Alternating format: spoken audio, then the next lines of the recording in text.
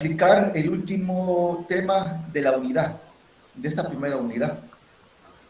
Hoy vamos a hablar sobre un tema que se llama el concepto de la filosofía y su objeto de estudio. ¿Cómo se llama, Cindy, el tema? El concepto de la filosofía y su objeto de estudio. Entonces, el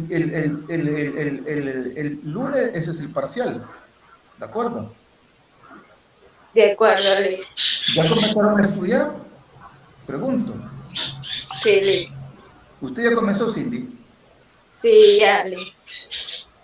¿La compañera Claudia Abigail ya comenzó a estudiar?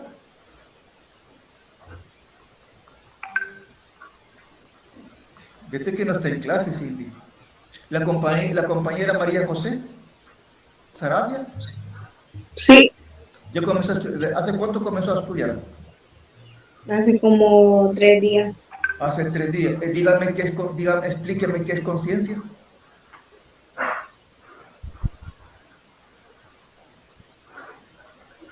No lo tengo muy claro.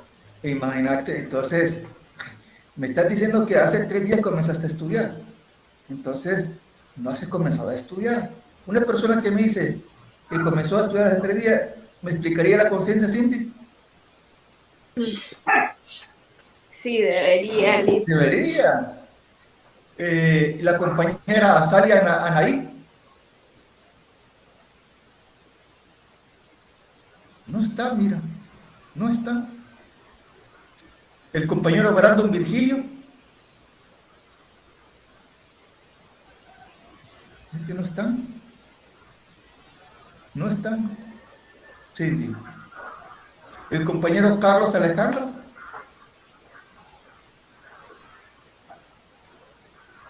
Y la compañera Claudia Abigail. Sí, ya inicié. ¿Perdón? Sí, ya, desde el día de, bueno, desde el día de ayer se puede decir, pero sí, más o menos Desde el día de ayer. tengo, sí, Desde el día de ayer, desde el día de ayer, usted comenzó a estudiar. ¿Qué va a pasar con los estudiantes que no contestan, no responden y me dicen que estudian y no han estudiado? ¿Sabes qué me van a decir, Abigail? Me van a decir que les dé otra oportunidad, que les ayude. sí. Y gente que no estudia. Gente que no estudia. ¿Y yo qué puedo hacer, Cindy? Nada, Lee. Nada, gente que no estudia. El compañero, y no contestan. Elmer Santiago, no contestan. Sí, licenciada, disculpe. Sí, desde ayer quizás empecé a estudiar los temas. Y usted desde ayer comenzó, desde ayer. Y yo podría hacerle una pregunta, ¿y por qué comenzó desde ayer cuando ha tenido 3 semanas? Sí, licenciado, no, de hecho repasando y releyendo ahí los temas No, siempre, pero ya enfocándome más en lo que desconozco, los temas ajá, que quizás no sé muy bien, entonces sí, desde ayer. desde ayer. Y explíqueme qué es conciencia. Sí, explicaba usted que conciencia, quizás un poco técnico, es la actividad o producto de la actividad química y eléctrica que se está llevando a cabo en el cerebro. Entonces, quizás tiene relación con el conocimiento sensorial, que es la sensibilidad o quizás lo que viene relacionado a lo que observamos, a los objetos o las cosas, a partir de nuestras sensaciones, lo que viene siendo esa parte. Entonces, eso, por poner un ejemplo, se transmite, decía usted, a través de imágenes y además de conceptos a nuestra cabeza. Entonces, nosotros lo podemos expresar en forma de información. Ok, Siempre. ok, Elmer, necesita estudiar más, ¿de acuerdo? Sí, licenciado. Sí, necesita estudiar más. El compañero Freddy Israel. Sí, buenos días, Lee. Yo No, yo ayer, le quiero hacer una pregunta. ¿Usted ya comenzó a sí, estudiar? sí, es lo que le dije. Yo lo que he hecho ahorita he ido leyendo, he ido subrayando como los conceptos más importantes para eso es empezarlos a estudiar. Ok. ¿Y cuándo comenzó a estudiar usted? Como le digo, empecé a subrayarlo y Ayer. voy más desde ahora. Bueno, y todas estas tres, y muchos me van a decir, Cindy, que ayer comenzaron, sábado y domingo. Y el sábado y domingo vos vas a estudiar 4 materias, Cindy. No ajusta el tiempo, le ¿Qué te dice a vos la experiencia de un estudiante que ya tiene un año? ¿Qué te dice la experiencia, Cindy? Que hay que estudiar todos los días. Estudiar todos los días. ¿Desde cuándo? Le vengo repitiendo. Clase estudiada, clase repasada. ¿Vos ya aplicaste esa regla? Ya tenés un año en la universidad. ¿Ya la aplicó usted? ¿La está aplicando? Sí, lo he intentado aplicarla. ¿Desde cuándo? Desde que iniciaron las clases. Explíqueme la concepción materialista de la historia. Sí, la concepción materialista trata de explicar el mundo de manera científica. Ajá. O sea, ellos, bueno, el materialismo en sí trata de cada cosa, bueno, el materialismo se refiere a que el ser antecede la conciencia. Uh-huh. Y ¿Qué más, Cindy? ya me puse nerviosa. ¿Verdad que no has estudiado, mamita? Como no, pero ahorita.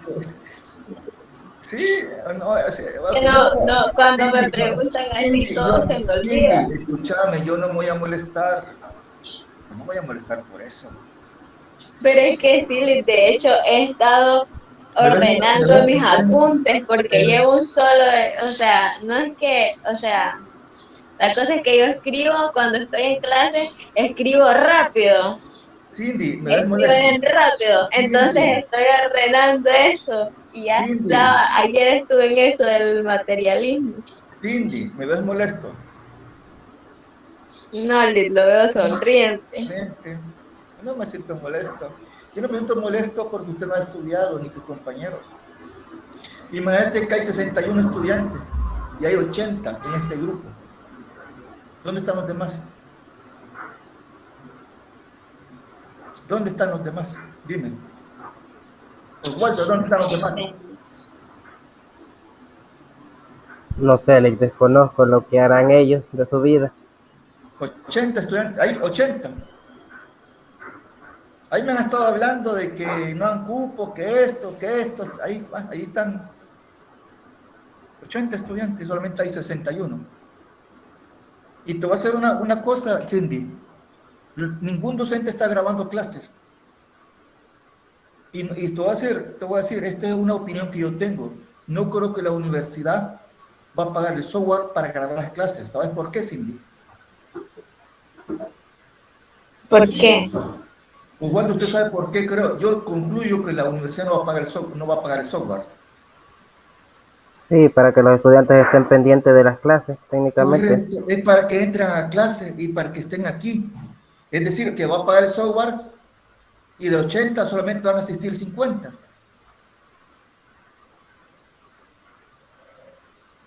¿Tiene sentido eso? Sí, tiene sentido. Pero es que no tiene sentido que esté pagando. Que no tiene sentido que esté pagando. Entonces pónganse las pilas. Pónganse las pilas. Porque si siguen así, yo no voy a estar mandando clases que todavía les mando audios, Cindy. Solamente voy a esperar cómo salen en este examen. Lo voy a esperar. Porque yo no voy a trabajar doble. Es decir, que todavía me preocupo de mandarles un audio. Y terminando la clase, yo tengo que grabar un audio para que ustedes reciban la información digerible, sistemática, y no lo hacen ni estudian. Entonces, ¿para qué les mando yo el audio? Todavía el compañero Oswaldo tiene la cortesía de grabar. Y te aseguro que nadie asiste a la clase, Oswaldo. ¿Vos sabés que alguien asiste a las clases que vos me grabás? Son pocos los que la revisan. Ya ni te estás preocupando por grabar clases, Oswaldo. Te lo digo en serio, no te estás preocupando. Bueno. Va, pero esa es opción tuya, ¿de acuerdo? Esa es opción tuya. Entonces veremos el concepto de filosofía y veremos su objeto de estudio. Entonces, Cindy, la filosofía es una forma, escucha bien, es una forma particular de conocimiento. Forma particular de conocimiento acerca del mundo material, la naturaleza, la sociedad. Pretende dar una respuesta a los problemas más generales del ser y del conocimiento. Cuando se habla del ser, nos referimos a la naturaleza, a la sociedad. Y ante todo, la filosofía se refiere al problema fundamental de la relación entre materia y conciencia. Todo sistema filosófico constituye una solución concreta de dicho problema. Y lo hemos venido discutiendo. ¿Quién es primero? ¿Quién antecede a quién? ¿La materia? ¿La naturaleza? ¿El mundo material? ¿O la conciencia? ¿Qué es el mundo material? ¿Y cuál es el lugar que ocupa el hombre en este mundo? ¿Qué es nuestra conciencia? ¿Y cuál es su relación con el mundo material? ¿El mundo material ha existido desde siempre? ¿O es obra de mi mente? ¿O es obra de una fuerza divina? El mundo material se encuentra en constante movimiento, mutación, transformación, variabilidad, en razón de sus leyes. ¿O ese movimiento es dado por mi cabeza o por una fuerza divina? ¿El mundo material es conocible? ¿Se puede conocer el mundo material? ¿Cómo se efectúa ese conocimiento? Entonces, todos esos elementos, Cindy, los hemos venido abordando. Pregunto. Sí, licenciado. Los hemos venido abordando. Son cosas que ya tendrías que manejarlas. Y no manejarlas desde el viernes, es decir, desde ayer. Desde ayer.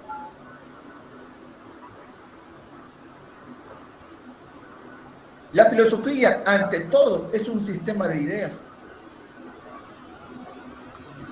y concepciones sobre el mundo. Es el resultado consciente de la aplicación de determinados puntos de vista de la realidad que nos rodea. En este sentido, la filosofía es una forma de la conciencia social. Cindy, ¿qué es conciencia social? Se refiere a las diferentes formas, por ejemplo, la política, la religión, etcétera. La conciencia social es la vida espiritual de la sociedad, la vida intelectual de la sociedad. Son los factores ideológicos. Y la conciencia social existe bajo diferentes formas o factores ideológicos, ideas o concepciones políticas, jurídicas, filosóficas, científicas, artísticas, etcétera, etcétera. Aquí adentro tenés, ¿qué es lo que tenés? Ideas, ¿o no? Cindy. Sí. Sí, tenés ideas. Tenés un conjunto de ideas, tenés una concepción de ideas.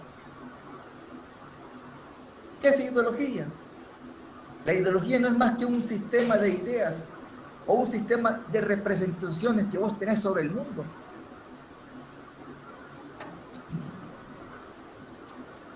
Y la ideología tiene un carácter de clase también, que responde a los intereses de una clase determinada y que garantizan el dominio de una clase sobre otra clase.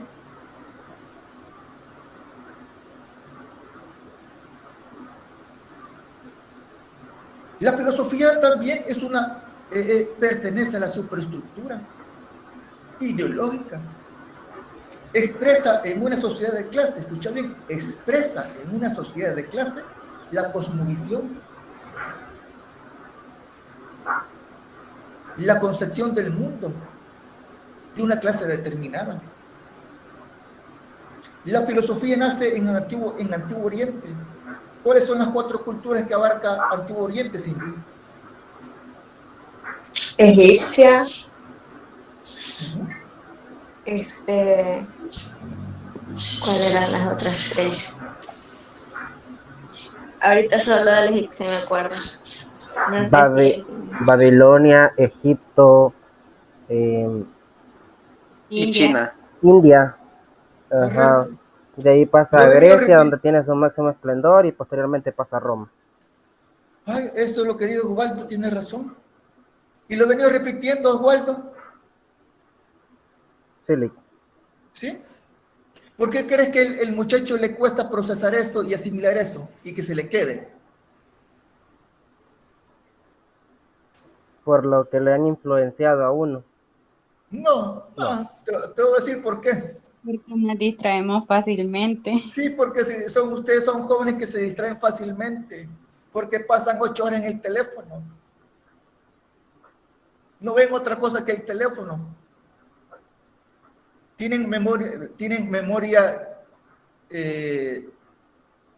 poca retentiva. Poca retentiva. ¿Por qué? Porque pasan mucho en el teléfono, viendo cosas innecesarias. Que yo les pregunto a ustedes, ¿cuáles son las culturas? Eso no requiere mayor análisis, Ubaldo.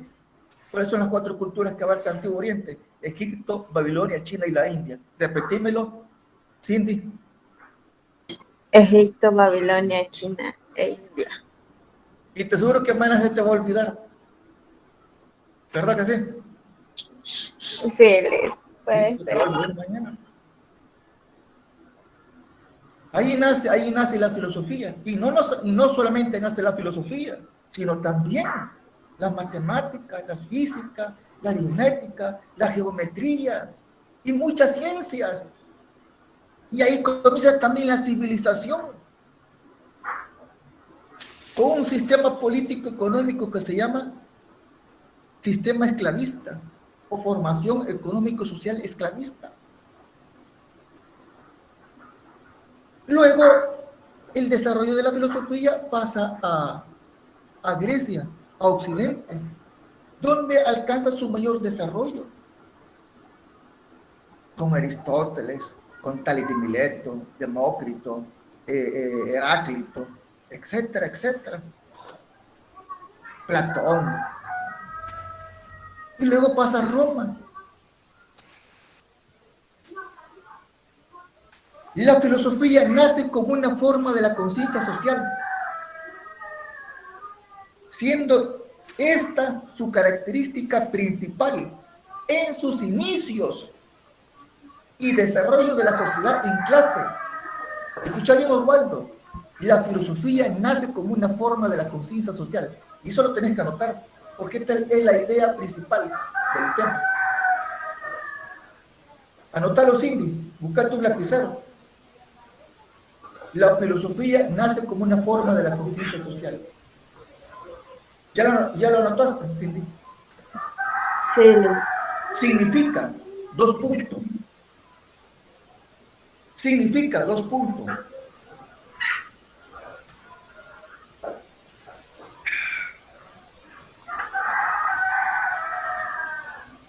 Que expresa la concepción del mundo. Expresa la concepción del mundo.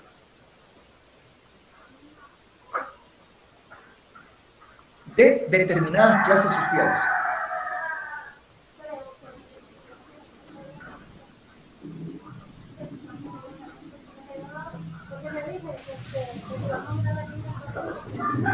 Coma.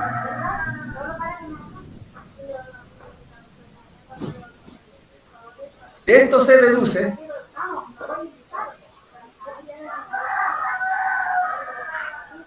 que la filosofía sirve que la filosofía sirve a determinados grupos sociales.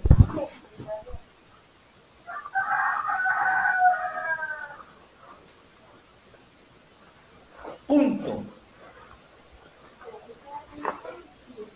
Los grupos sociales se valen de la filosofía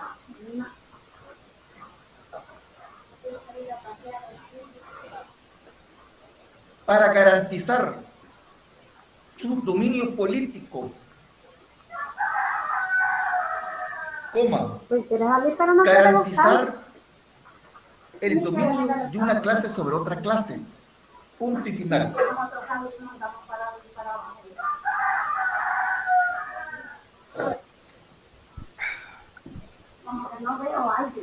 Disculpe, licenciado, ¿qué dijo por último? Garantiza el dominio de una clase sobre otra clase. Ok, gracias. Cindy, repetímelo. La filosofía nace como una forma de la conciencia social. Significa que expresa la concepción del mundo de determinadas clases sociales. Esto se deduce que la filosofía sirve a determinados grupos sociales. Los grupos sociales se valen de la filosofía para garantizar su dominio político o de una clase sobre otra clase.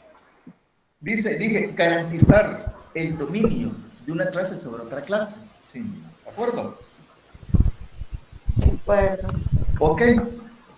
A eso se refiere cuando decimos, en los libros no va a aparecer eso.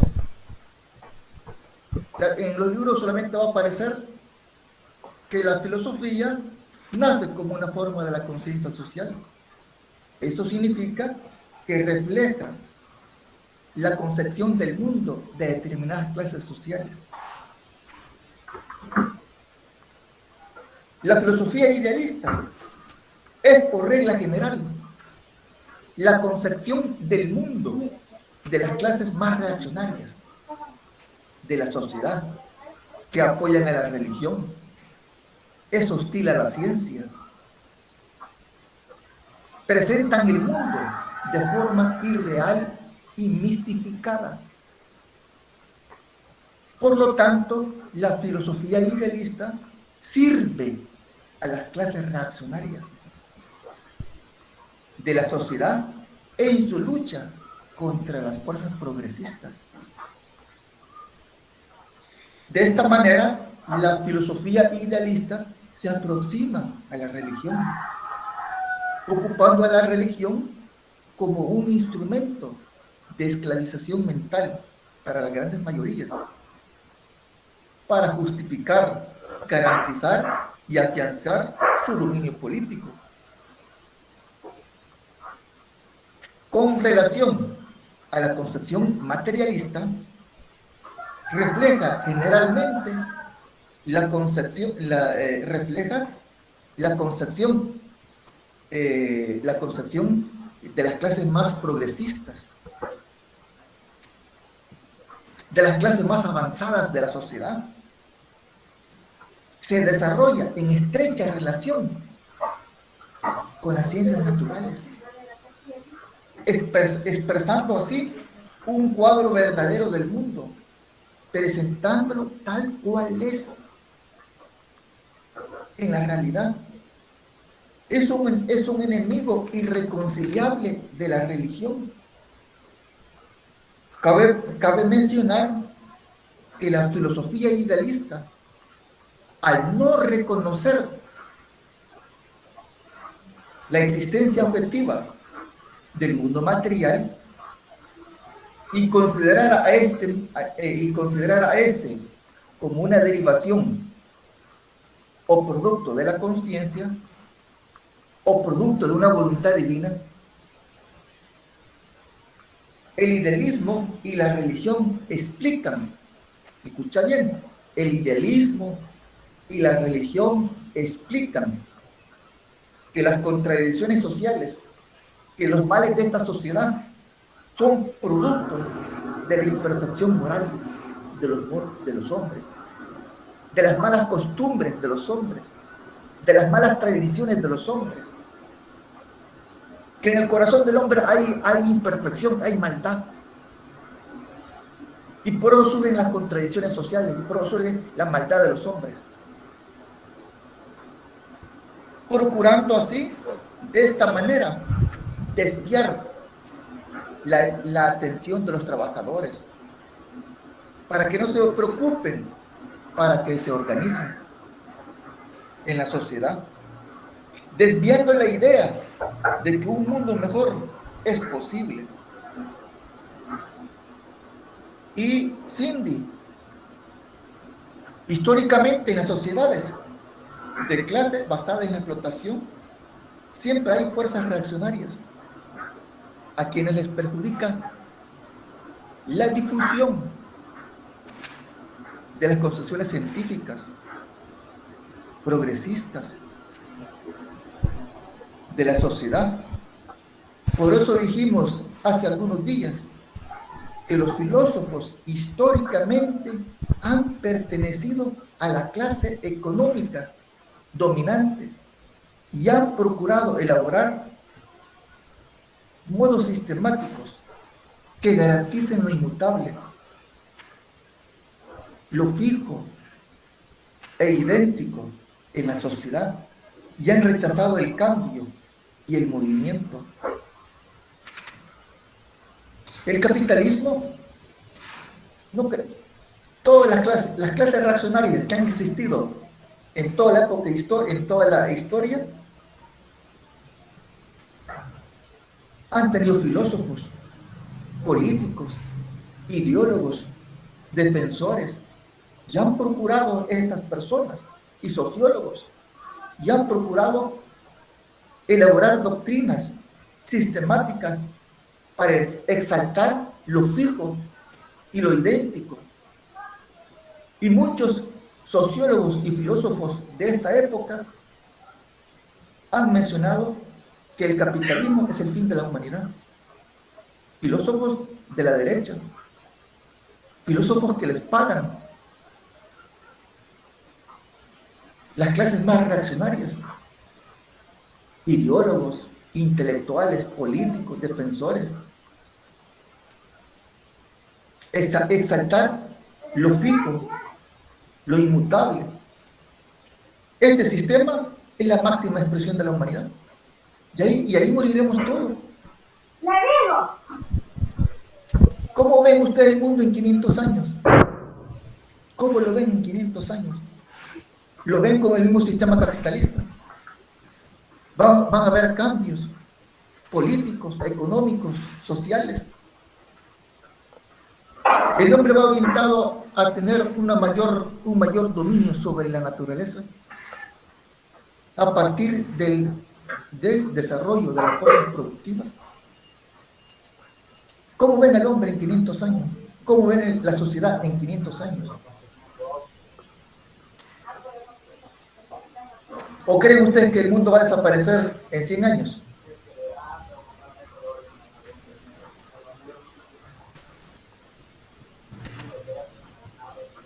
Podemos decir que la contradicción fundamental de la filosofía, materialismo e idealismo, ha permitido el desarrollo de la filosofía. El análisis histórico del desarrollo de la filosofía en una sociedad de clase, los filósofos, los hombres, no llegan a tener determinadas concepciones producto de la reflexión o producto de la razón o producto de la meditación o producto de las cavilaciones. Son un reflejo de la lucha de clases.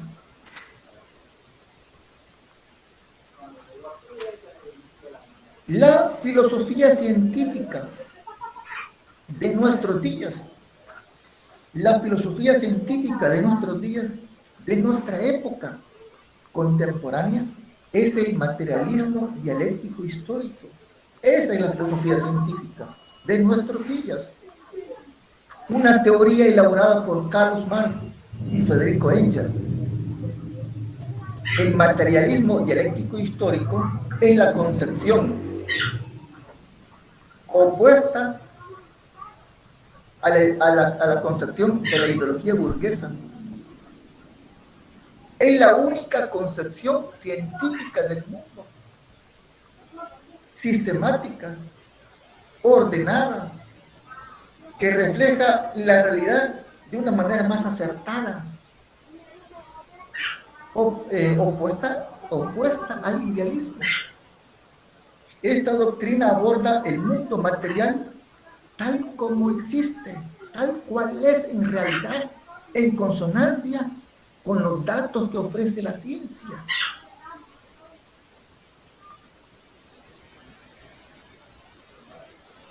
El materialismo dialéctico histórico no solamente propone interpretar el mundo, sino solamente propone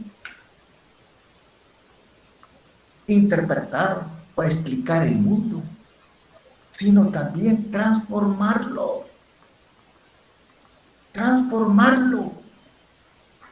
Es decir, servir de arma teórica. El materialismo dialéctico no solamente es una ciencia, es una teoría, es una arma teórica para la transformación de la sociedad. Sirve de guía para el desarrollo, para la eliminación del capitalismo, una guía para la construcción del comunismo. El materialismo dialéctico histórico es la base filosófica del comunismo científico. De esta manera, el materialismo dialéctico histórico se convierte en una fuerza real, una fuerza poderosa, una teoría organizativa, constituyéndose en la concepción de las clases progresivas y de vanguardia de la sociedad, que aspiran, escúchame, aspiran a crear y construir un mundo mejor es posible. ¿Escucha bien? Construir un mundo mejor es posible, sin explotación. ¿Un mundo mejor es posible sin dinero? ¿Un mundo mejor es posible? Pregunto, Cindy. ¿Cómo sería un mundo mejor? ¿Es posible construir un mundo mejor? Sí, es posible. Es posible.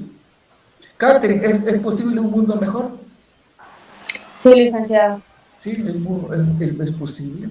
Pero eso, Catherine, solamente es desde el materialismo dialéctico histórico. Un mundo mejor es posible. ¿Cuál es el mundo que te ofrece a ti las clases más reaccionarias de esta sociedad, Catherine? ¿Cuál es el mundo que te ofrece?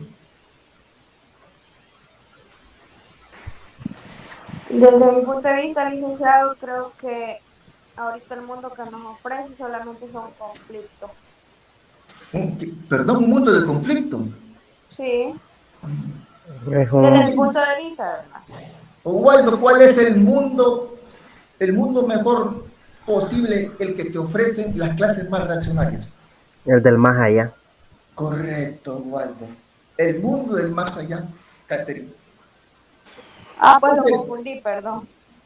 Es el que te ofrece las clases más reaccionarias. ¿Acaso las clases más reaccionarias no te dicen, la vida no es más que una preparación? Hay que ir construyendo un mundo. Hay que ir preparándose para la vida del más allá. Y vos te vas preparando. ¿Cómo te preparas? Amando a tus enemigos, amando a los que te explotan, perdonando a los que te explotan, perdonando a los que te joden, a los ricos, a los poderosos, a las transnacionales. Allá hay un mundo mejor allá, más adelante, donde tendrás todo. Un mundo. ¿Sabes cómo se llama eso, Osvaldo? Se llama una actitud egoísta. Los seres humanos trabajamos por un mundo. Escucha bien, los seres humanos trabajamos por un mundo del más allá, en vez de construir un mundo mejor aquí. ¿Me explico, Oswaldo? Sí, Lick. En vez de construir un mundo aquí, construir, trabajar por un mundo mejor, preferimos ¿qué? Construir un mundo del más allá, en la cual, Catherine, vos alguien ha venido para confirmarte que existe un mundo del más allá.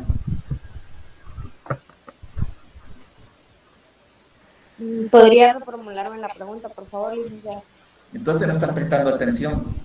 Sí, licenciado, No, pero no. Oswaldo, palabras. Oswaldo, ¿alguien ha venido del más allá para decirte que existe un mundo allá? No, nadie ha venido. No. Hay que irlo construyendo poco a poco. ¿Perdón? Hay que irlo realizando poco a poco. ¿Qué cosa?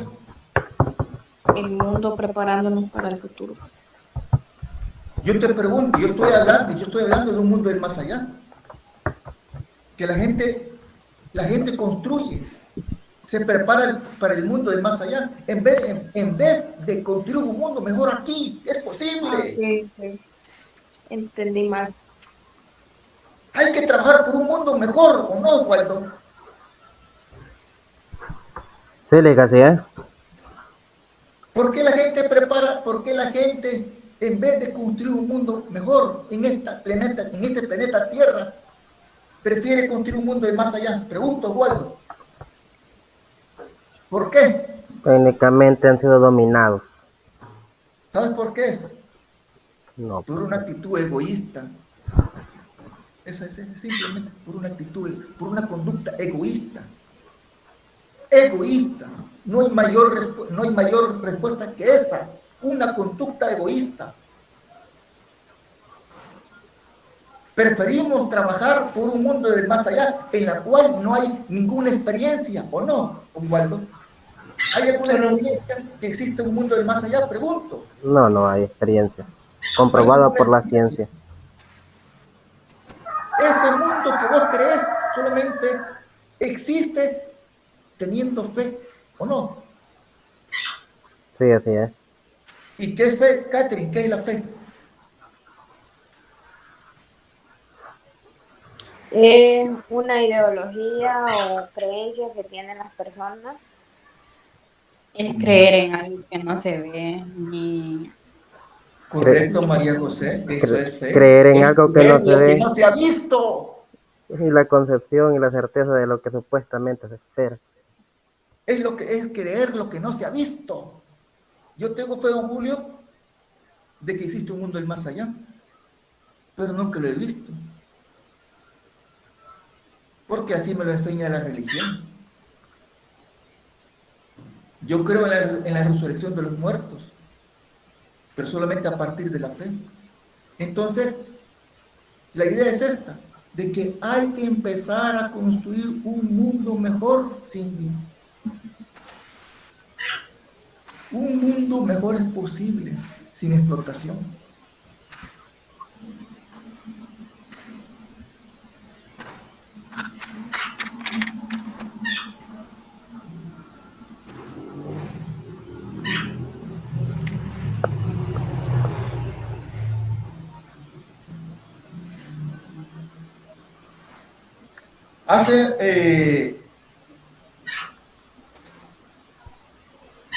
Para finalizar, diremos que la historia de la filosofía, desde la antigüedad hasta nuestros días, es la lucha entre materialismo e idealismo. Esta lucha sigue librándose permanentemente y se revela de por sí que materialismo e idealismo son una expresión de intereses y aspiraciones de clases sociales.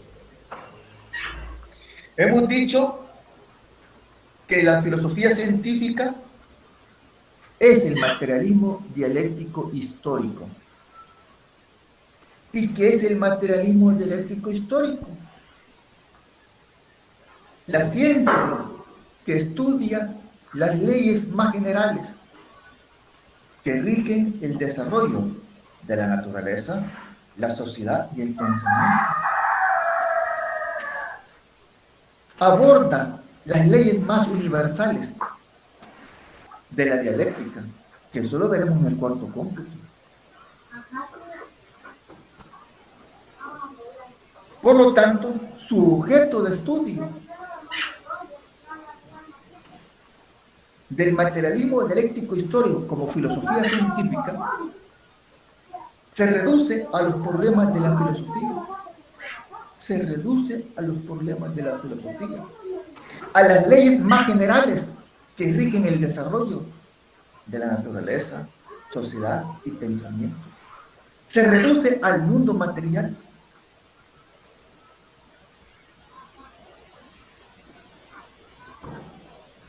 Se reduce.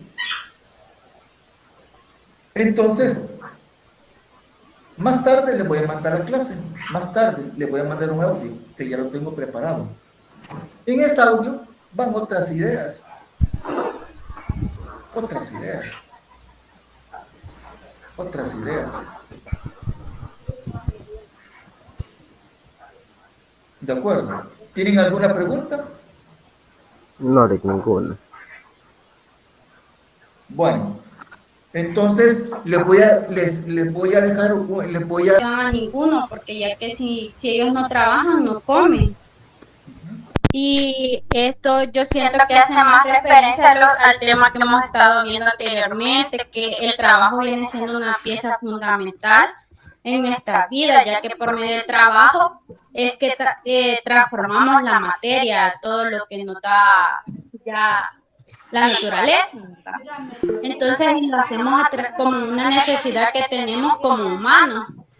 Entonces a través del trabajo es que adquirimos todo lo que tenemos, vestuarios, zapatos, vivienda, y también a través del trabajo dependemos económicamente, ya sea porque adquirimos el alimento trabajando o trabajamos para ganar nuestro dinero y comprar los alimentos, ¿verdad?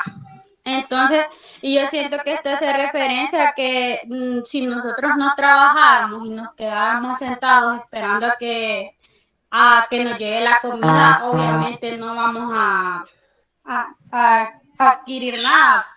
Tal vez cuando éramos niños sí, pero porque dependíamos de nuestros papás, pero cuando ya llegamos a un punto de que estamos adultos, si no trabajamos, no pudiéramos comer y tener todo lo que tenemos. ¿Y vos lo has escuchado en personas, ese comentario? ¿Lo has escuchado? Sí, yo ya lo he escuchado en varias personas que hacen afirmación de que no dependen de la política ni del gobierno, por así decirlo, sino que nosotros dependemos de nosotros mismos. Ok, me acuerdo. ¿Y la compañera Catherine, qué dice?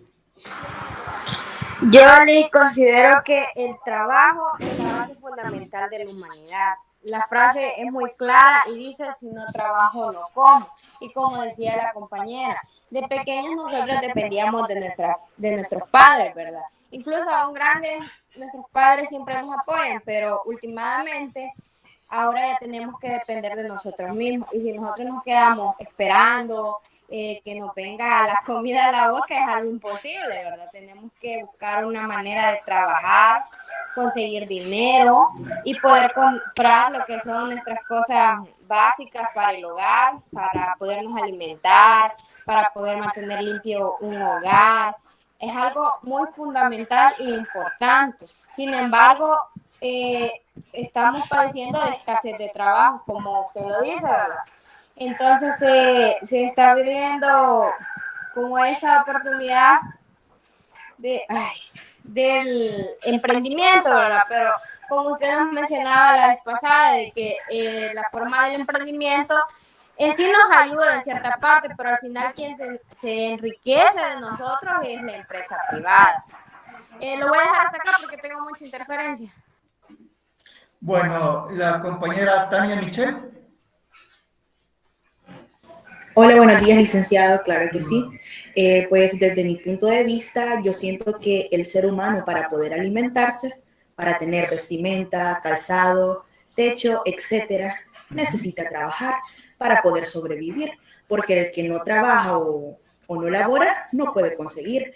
Y sobre lo que hemos estado hablando, que gracias al trabajo el hombre consigue una riqueza material. ¿Y vos lo has escuchado ese comentario de otras personas?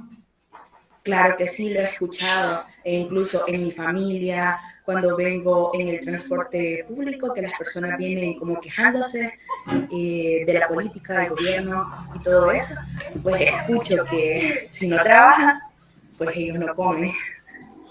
Ok, está bien, de acuerdo, Tania. Y el compañero, quiero ver, Milton.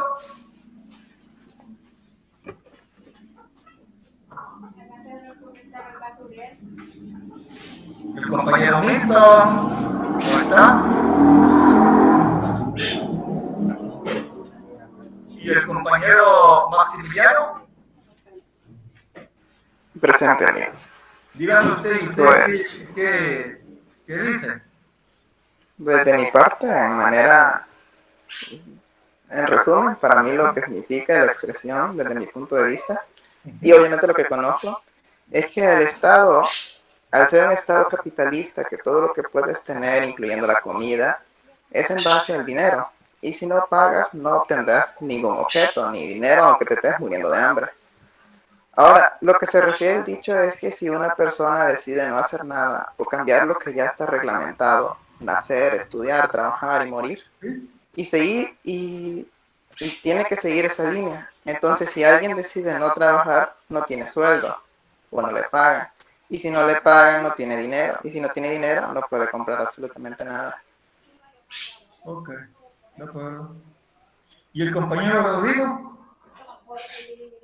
Buenos días, Lick. Sí, claro que sí, pues esto es una realidad meritísima propia del concepto filosófico del trabajo, porque nos indica que es necesario un esfuerzo para cumplir nuestras necesidades, llámense biológicas o por instinto, bueno, en este caso socioeconómicas, tomando como referencia las ideas de Engel, que nos dice que el trabajo es fundamental para el desarrollo del hombre, impulsado por el instinto de la necesidad biológica. Y lo retomamos pues con esta frase de que si no trabajo no como, significa que pues toda necesidad tiene que cumplirse con un esfuerzo. Todo desarrollo que nosotros queramos llevar en la vida tenemos que cumplirlo con un esfuerzo. Y si uno no trabaja, pues no puede comer. Si uno no trabaja, no se puede desarrollar y no puede vivir dignamente como es necesario, independientemente pues de la situación política del país. Porque sí, he escuchado, mucha gente dice, quien esté en el poder, soy pobre y necesito trabajar para poder comer, algo así. Ok, yo les voy a decir qué significa eso, en mi propia opinión. Es bien sencillo. Rodrigo, en esa frase se esconde toda una doctrina política, filosófica, sociológica. Se esconde toda una doctrina. Yo también tengo amigos que dicen esa frase. Gente profesional, docentes, doctores, lo dicen. No solamente la gente que tiene un empleo informal, sino la gente profesional. Si yo no trabajo, ¿cómo? Me lo han dicho, profesores. Si yo no trabajo, ¿cómo?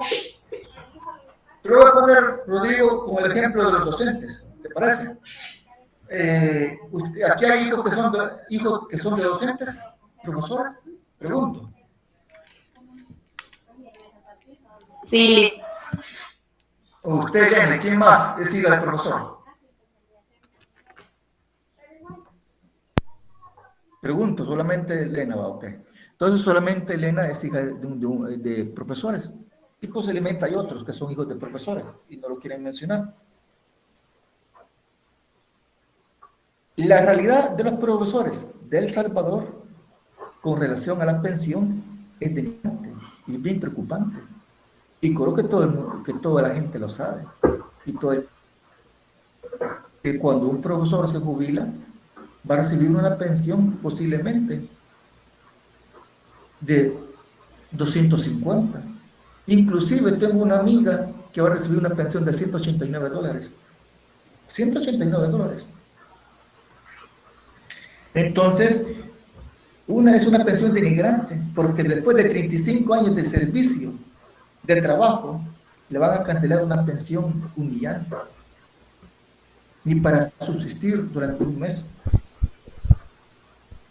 Tengo amigos profesores que expresan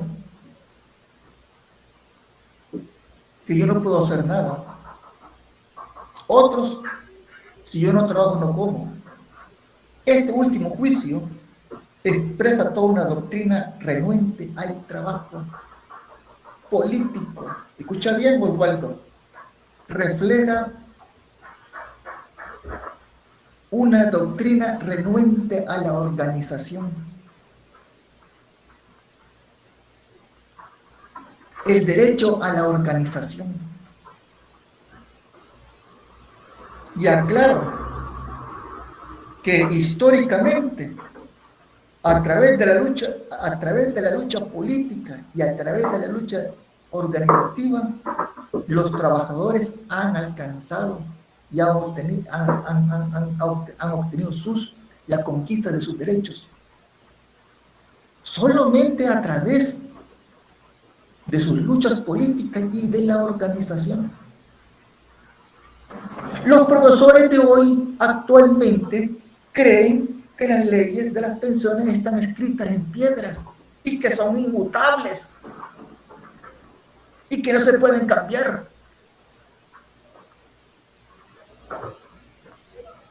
Y esto me refiero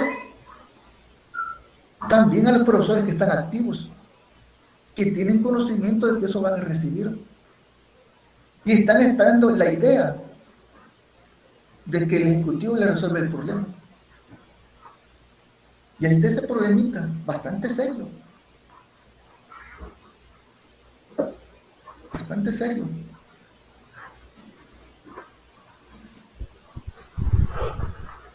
Entonces, si yo no trabajo, no como. Un juicio que orienta a una doctrina pesimista.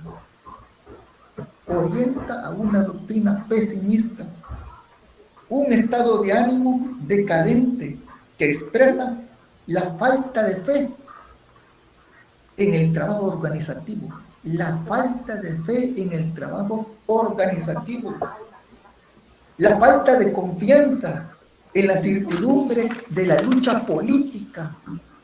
La falta de una cultura de organización orientada a la defensa de los derechos de los trabajadores.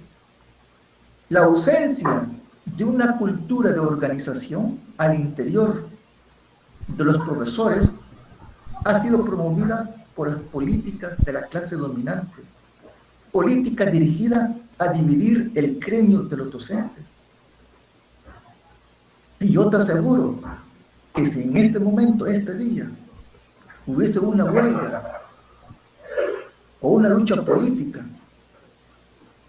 ¿qué creen que dijesen algunos docentes? Si yo no trabajo, no como, irían a trabajar a clase. ¿Me explico, Rodrigo? Sí, queda claro. Sí. Esos profesores dirían, si yo no trabajo, no como, que otros peleen, que otros luchen por mí.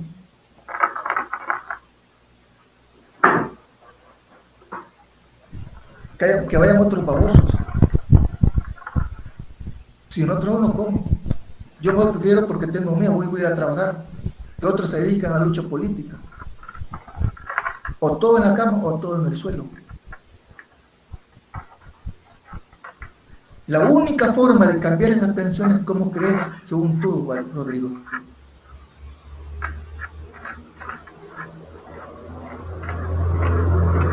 La única forma sería de que todos nos pongamos las pilas a luchar por nuestros derechos, a quitar esa doctrina. Correcto, es la única. No hay otra forma. ¿Y cómo crees vos que los trabajadores históricamente han conquistado sus derechos? ¿Cómo? A través de luchas políticas. La organización. Lucha de clases. Lucha de clases, luchas políticas y lucha de organización. El docente no quiere luchar por él mismo, ni por sus derechos. Tiene miedo. Lick, sigue hablando hablando de eso, yo recuerdo de que antes, cuando yo ya estaba en la escuela, se veía bastante en las noticias que los docentes salían en marchas defendiendo sus derechos, y hoy en día pues eso ya casi no se mira, ya no salen en las noticias, ya no vemos, que los docentes se organicen para defenderse. Sí, pero eso se debe se debe de las políticas del gobierno o del ejecutivo hacia los docentes, hacia el gremio de los docentes. Si vos sos el presidente del gremio de los docentes a nivel nacional y a vos te tienen con un sueldo fantasma de 5.000, tus hijos en Europa y toda la directiva en Europa, ¿vos te vas a preocupar por los docentes, Giovanni? No, porque yo voy viendo mis necesidades, voy viendo que yo tengo el poder, pues. No, ves tus necesidades individuales y particulares, no ves las necesidades del colectivo. Entonces, el docente, en vez de luchar, tiene miedo y prefiere que otros luchen por él. Si yo no trabajo, ¿cómo? Te voy a poner el ejemplo, Oswaldo. Hace 3 años aquí, yo vivo aquí en Chinameca, y hace 3 años, 4 años, sí, 3 años, 4 años, aquí en Chinameca pasó un problema muy serio. El alcalde nos quiso aumentar los impuestos. Y me imagino que ustedes saben que son impuestos de la casa. Ustedes tienen idea de que si usted no paga los impuestos de su casa durante 20 años y vos querés vender esa propiedad, después no la podrás vender hasta que pagues los 20 años de impuestos a la alcaldía. Pierde plusvalía. Y no, plusvalía no, también interés. Y si esos 20 años suman $10,000, vos los tenés que conseguir, papito. Nosotros estamos bajo leyes civiles. Entonces, yo pagaba $75, $80 anuales. Y de 70 me suben a 150, más del 100%. Entonces, nos organizamos. Yo y otros amigos míos, adultos, señores de 50 años, de 60 años, 70 años. Entonces un día pedimos una audiencia con el señor alcalde, y el alcalde nos espera con la gente del CAN ahí armado, como si íbamos a hacer el relajo. No, y nos pasó la audiencia. Hablamos de todo un poco. Pero sabes, Rodrigo, que yo invité a amigos míos, profesores, ¿y sabes qué me contestaron? ¿Qué le contestaron? Eso mismo. Si yo no trabajo, no como, Julio. Si yo no trabajo, no como. Yo le dije, ¿y vos que no pagas impuestos? Sí, pero que vayan otros majes. Esa es tu respuesta. Un profesor de un amigo mío. Es que yo no tenía, y yo te esperé. Y 2 veces, 3 veces les dije, miren, es que yo no tenía tiempo. Es que se me olvidó. El mundo está lleno de justificaciones y excusas. Y si yo no trabajo, no como, Julio. Y están contados los ricos y pobres. Ya están contados los ricos. Yo, ¿qué puta diré? Se dicen, ¿qué puta diré? Ya están contados ricos y pobres. Si yo no trabajo, no como. Es la falta de una cultura de organización. ¿Crees que el docente no se puede organizar? Sí se puede organizar. ¿No crees que puede llevar a cabo luchas políticas para cambiar esa realidad de las pensiones? Sí la puede. Sí la puede cambiar, pero la puede cambiar a través de luchas, no quedándose en la escuela. Imagínate que hoy, este día, diga ADE 21 y vos digas, Rodrigo, vos sos el jefe, el director de ADE 21 y digas en este momento, compañeros, este día va a haber huelga y paro de labores a nivel nacional. Vienen 2 que 3 escuelas miedosas, si yo no trabajo, ¿cómo? Es que nos van a quitar el sueldo, los van a castigar. No te va a pasar nada. Nos tenemos que acorpar todos los docentes en una sola fila para luchar por nuestros intereses después de 35 años. ¿Cómo es eso que yo voy a decir todavía si yo otro no como? Detrás de esa doctrina hay toda una doctrina filosófica, política, jurídica, sociológica. La ausencia de la fe, la ausencia de la certeza de una lucha política, organizativa. Eso es nada más. La ausencia de una cultura de organización orientada a la defensa de nuestros derechos adquiridos, porque son derechos adquiridos los que vos has obtenido durante 35 años y te lo vas a quitar. Quiere decir que cuando vos como trabajador, ¿dónde iba a pasar? Te quitan hasta el último pan de tu mesa, tus frijoles, ¿qué vas a hacer? Tengo que ir a trabajar, don Julio, si no trabajo, obligado. Y allá todo el mundo en la lucha política.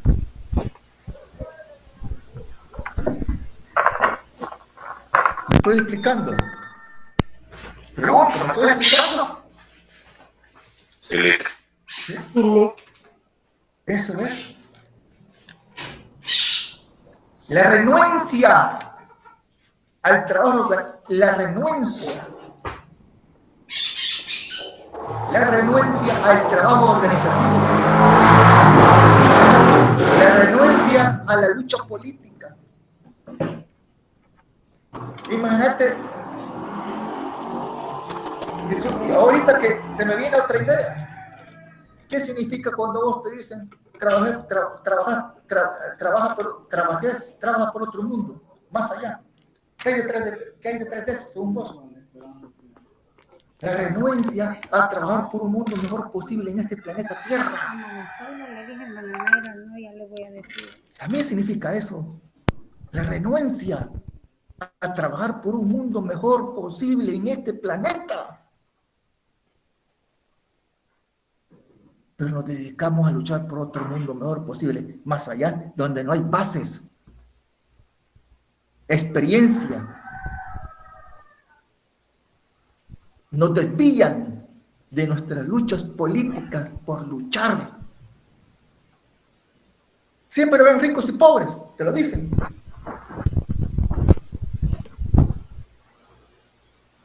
¿Sí? ¿Se lo has escuchado? ¿O no lo has escuchado, Giovanna?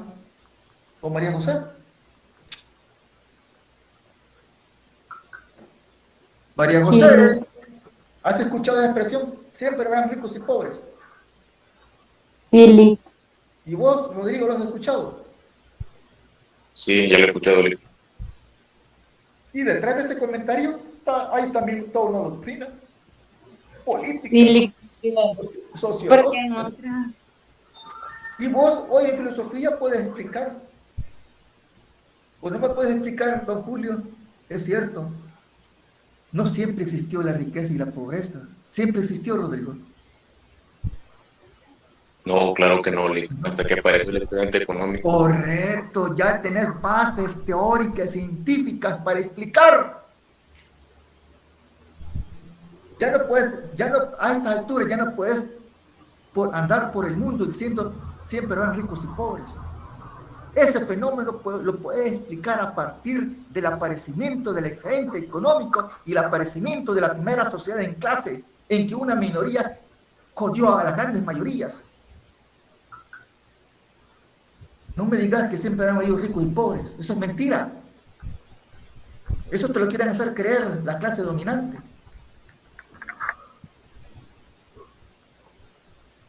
Que el hombre es que es rico porque ahí en su corazón es malo.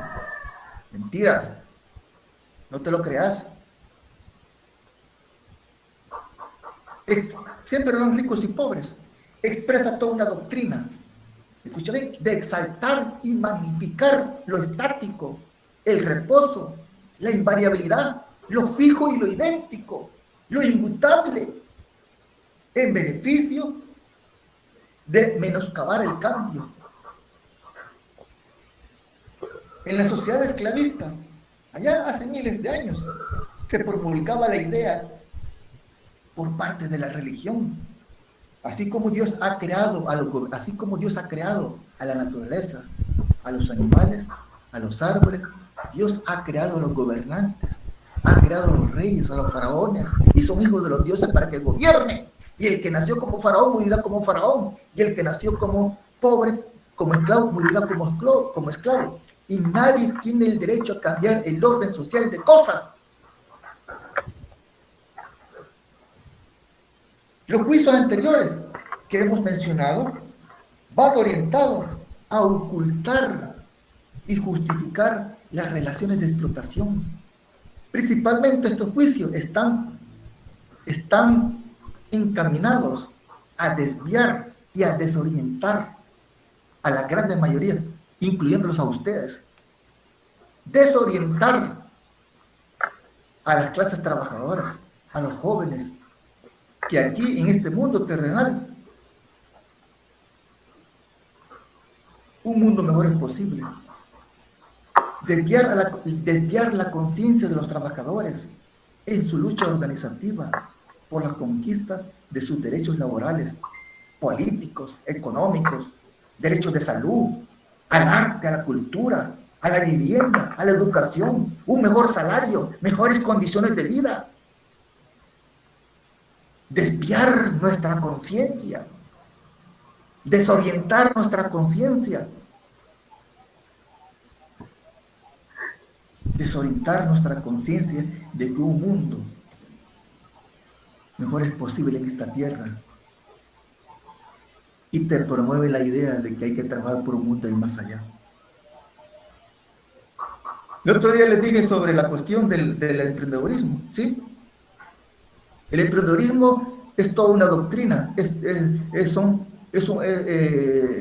postura, es decir, le están proponiendo al joven de hoy una postura, una forma de trabajo, pero en esa postura hay detrás toda una doctrina filosófica, política, sociológica, hacerle creer a los jóvenes que hoy van a ser ricos siendo emprendedores.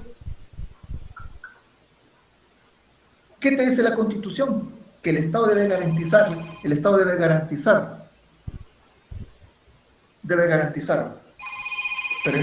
Permítame un momento.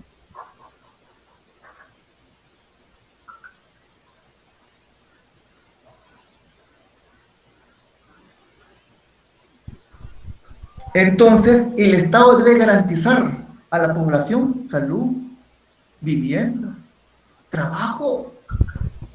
¿Por qué el Estado no procura darle trabajo al estudiante, a los jóvenes, a los habitantes de este territorio, en vez de promover el emprendedurismo, haciendo más rico al más rico, haciéndole creer al joven de hoy, inexperto, sin mayor experiencia y con ausencia de conocimiento, haciéndole creer que va a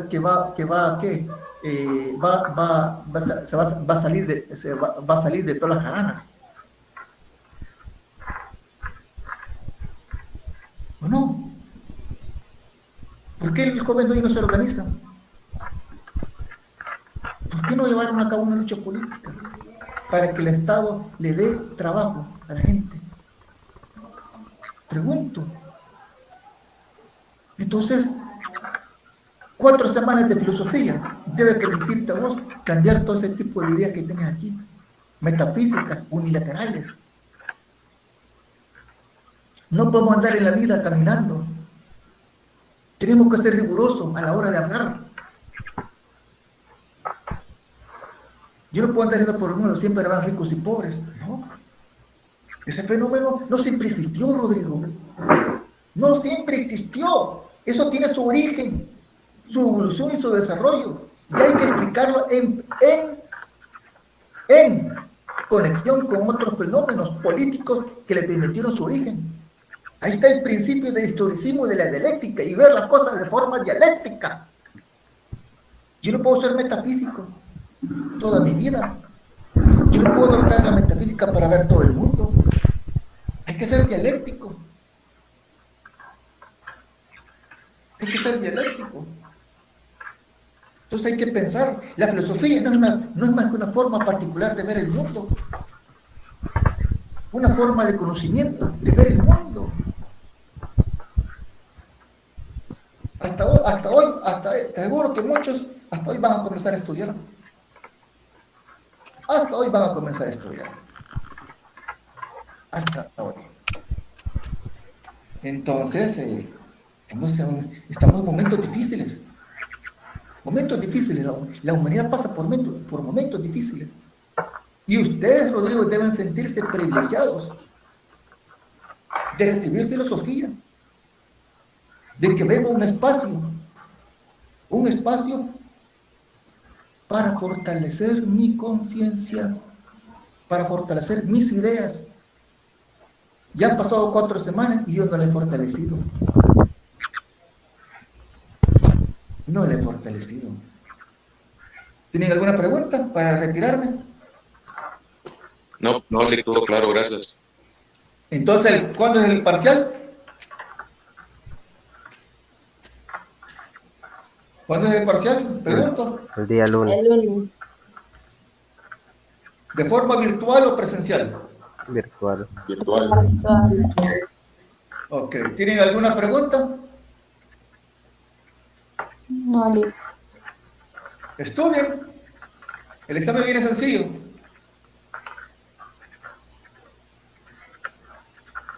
Bueno, les deseo un feliz fin de semana. ¿Y qué más? Hagan bien las cosas, procuren cuidarse, ¿de acuerdo? Hasta pronto.